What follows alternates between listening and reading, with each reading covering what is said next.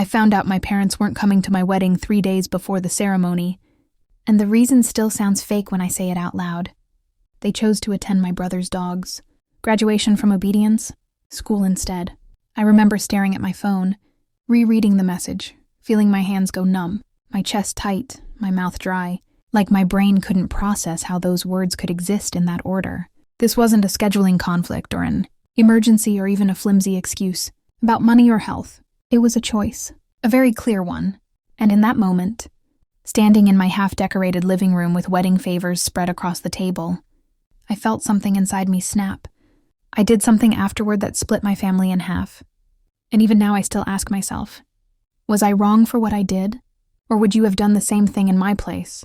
I need to rewind a bit, because this didn't come out of nowhere, even though it felt like a punch to the throat when it happened. Growing up, it was always me and my older brother, Mark.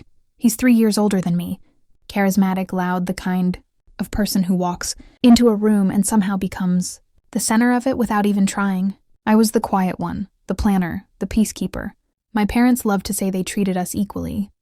But if you've ever been the other child, equality on paper doesn't always look like equality in real life. Mark's soccer games were never missed. My piano recitals were recorded so we can watch. Later, Mark got a used car for his 18th birthday. I got a heartfelt card and a reminder that college is expensive. None of it was big enough on its own to cause a blow-up, but it stacked up year after year like bricks. Mark grew up, moved back home twice, burned through jobs, and somehow my parents always framed it as him finding himself. I moved out at 22, paid my own rent, built my own career, and got praised for being low maintenance. I didn't realize, until much later, that being low maintenance often just means people feel comfortable giving you less. When I met my fiancé, Adam, something shifted in me. He noticed things. He remembered dates. He asked why I made excuses for my parents when they disappointed me. He didn't push, but he saw it. And that alone felt validating in a way I didn't even know I needed. When Adam proposed, I was over the moon. I called my parents first, then Mark. My mom cried happy tears on the phone, told me she couldn't wait to help plan everything. My dad joked about finally getting rid of me, the way dads do. Mark said congrats, and then immediately told me about his new dog, Baxter, a golden retriever he'd adopted a few months earlier. Baxter was fine, cute, energetic, like most dogs. But Mark treated Baxter like his child, which on its own wouldn't have bothered me if it didn't come with this weird expectation that everyone else needed to treat Baxter like royalty too. As wedding planning ramped up, I tried to include my parents.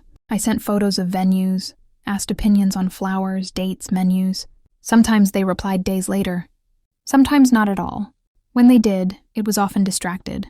Like my mom talking about how Baxter had learned to sit without treats or how Mark was so dedicated taking him to obedience classes 3 times a week. I brushed it off. People get busy. I told myself I was being sensitive. We set the date for early fall.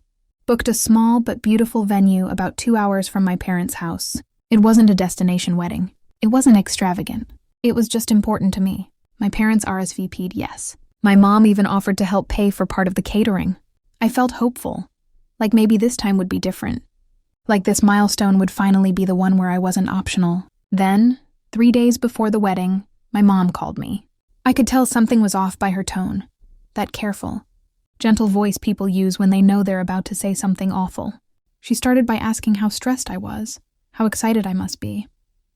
Then she sighed and said, "Honey, something's come up." My stomach dropped. She explained that Baxter's obedience school had scheduled a graduation ceremony, complete with certificates, photos, and apparently some kind of showcase, and Mark was devastated at the thought of missing it.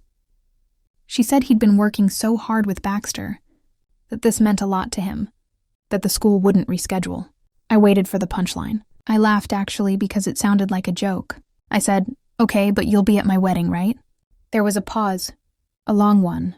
Then she said, "Well, your father and I talked, and since your wedding will have so many people there to support you, and Mark doesn't really have anyone but us." I don't even remember the rest of the sentence because everything after that blurred together. She was telling me they wouldn't be coming to my wedding because of a dog's graduation. I hung up and sat on the floor and cried until I felt sick. Adam came home to find me like that, still in my work clothes. surrounded by half-packed boxes of decorations. I told him what happened, and I watched his face change from confusion to anger in a way I'd never seen before. He said things I'd been too scared to say out loud, like how cruel that was, how messed up their priorities were, how this wasn't normal. I tried to defend them out of habit, but the words felt hollow. Even I couldn't make them sound reasonable anymore. Texted my parents later that night, trying to be calm, asking them to reconsider, reminding them how much this day meant to me. My dad replied with a short message about how they loved me and hoped I understood. Mark didn't reach out at all. Not a call, not a text, nothing. It was like my wedding had been, downgraded to a minor.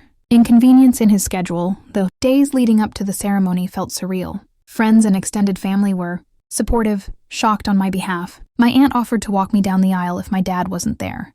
My mom's sister called my parents furious, which only seemed to make them dig in deeper. Part of me still hoped they'd show up as a surprise, that this was all some horrible misunderstanding. On the morning of the wedding, I checked my phone obsessively. Nothing. The ceremony itself was beautiful and heartbreaking at the same time. I walked down the aisle holding back tears, smiling for photos while feeling this aching absence where my parents should have been. Adam was incredible, steady, grounding, reminding me with his presence that I wasn't alone. At the reception, people avoided mentioning my parents, which somehow made it worse. The empty seats at the family table felt like a statement, a visual confirmation that I wasn't imagining things. They really chose not to be there. Now, before I tell you what I did next, this is where I want you to pause and really think about it. Imagine you're in my position.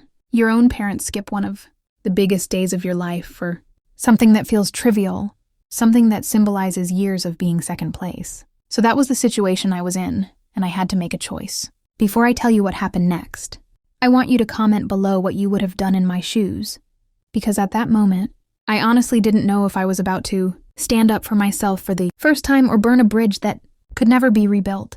After the wedding, when things finally quieted down and the adrenaline wore off, the hurt didn't fade. If anything, it settled deeper. My parents sent a gift, a generous check, and a card saying they were proud of me. It felt transactional, like money was supposed to patch over the fact that they weren't there. That's when something in me hardened. I realized this wasn't just about the wedding. It was about every time I'd swallowed my feelings to keep the peace. Every time I'd told myself not to make a fuss. Every time I'd accepted being the understanding one. I decided to send them something too. Not a thank you note. Not a passive-aggressive text. I sent them a letter. A long one. I wrote everything I'd never said. I told them how much it hurt to know they chose a dog ceremony over my wedding. I listed examples from my childhood. Moments I'd brushed off, but that had stuck with me all these years. I told them I was done pretending it didn't matter. And at the end of the letter, I told them I needed space. I said I wouldn't be calling or visiting for a while, that I needed time to heal, and that until they could acknowledge the hurt they'd caused without excuses, I couldn't pretend everything was fine. Mark, of course, found out. He called me furious, accused me of being dramatic, of hating his dog, of trying to punish our parents. I told him it wasn't about Baxter, and he laughed, said I was jealous. That word hit me harder than I expected. Jealous of a dog. It made me realize how little he understood. Or maybe how little he cared to. My parents reacted exactly how I feared and expected. My mom cried, said she never meant to hurt me, that they thought I'd understand. My dad was quieter, said families make sacrifices for each other. I asked him why I was always the one expected to sacrifice. He didn't have an answer. Weeks turned into months. The silence was heavy, but also strangely peaceful. Without constant disappointment, I had space to actually feel my feelings instead of burying them. Over time, my parents started reaching out differently. Less defensiveness, more listening. My mom admitted for the first time that they leaned on me because I was strong, and that they worried about Mark more because he seemed fragile. I told her being strong didn't mean being unbreakable. We're still rebuilding, slowly, with boundaries that didn't exist before. Mark and I barely talk. That hurts too, but it's a different kind of hurt. One that feels honest instead of festering. Looking back, I don't regret sending that letter. I don't regret finally saying enough. I regret that it took my wedding, a day that should have been purely joyful, to force the issue. But maybe that's what it took for me to stop accepting crumbs and calling it love. If there's any lesson in all of this, it's that being understanding shouldn't come at the cost of your own self-respect. And sometimes, the hardest thing you can do is disappoint people by refusing to be overlooked anymore. So that's my story. If you were on my side, like this video, If you think I went too far, tell me why in the comments, because I genuinely want to hear different perspectives. Subscribe for more stories like this, because if there's one thing I've learned, it's that family drama is never as simple as it looks from the outside. Share your final thoughts on this whole mess in the comments section, and I'll see you all in the next story.